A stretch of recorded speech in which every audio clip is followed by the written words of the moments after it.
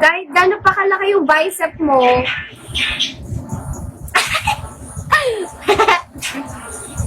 di pa rin eh. Pag naglolo ko. Ipikit na lang ako kahit maganda bicep mo. Restart your mind and start a new life. Tama. Tama, Boss B, di ba?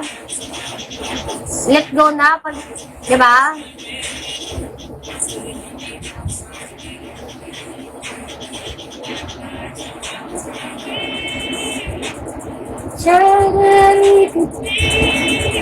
Uy, dapat mag-end live na ako eh.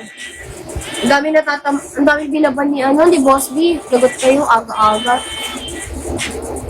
Hindi guys, pero legit. Dapat ma-realize nyo yung worth nyo. Kasi like, dapat alam nyo when to leave. Lalo na kasi masyado kasi nagpapaniwala sa ano